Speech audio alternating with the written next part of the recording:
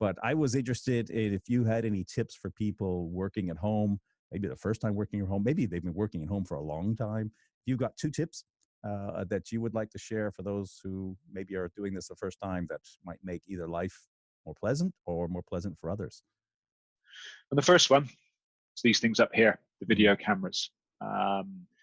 Working for Poly Plantronics for 17 years now, I've worked up, built up a huge contact base around the world. And in previous years, we'd have been spending lots of time together, face to face in meetings, marketing meetings, sales meetings, all those sort of things. And to move away from that into a virtual environment is hard until you work out how to replace it with video. It does feel like you're able to add a lot more of that connection back to people.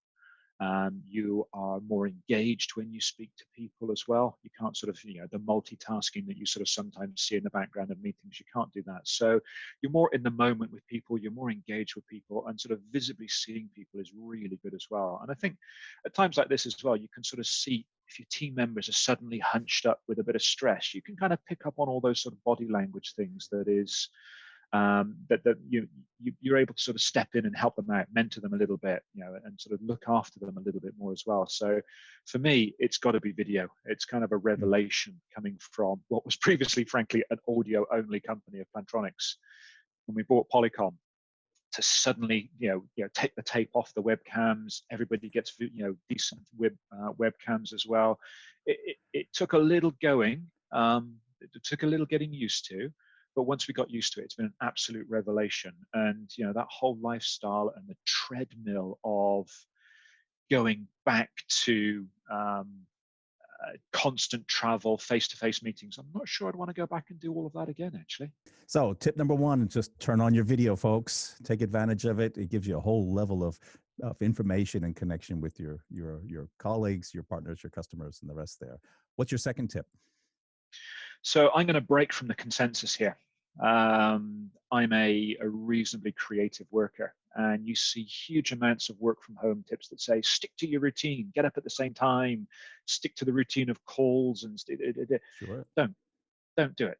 You're working from home for a reason. You've now got the chance to try something new. It's times like this where we see the biggest disruption coming through. If you look back to the 2008 recession, and you look at the companies that were formed then, it's like Airbnb and Uber are a couple of the big examples. So now's the time to sort of relish that disruption and try something different.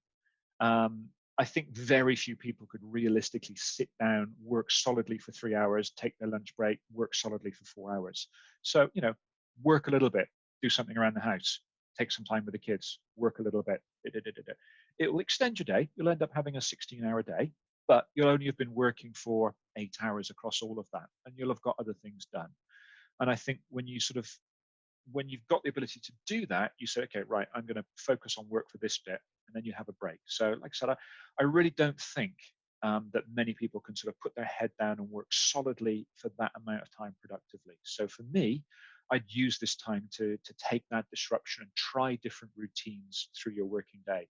I've tried to sort of be that sort of solid 9 to 5 person. It doesn't work for me at all. I need work, break, work, break, work, break. And I get much more done that way throughout my working day.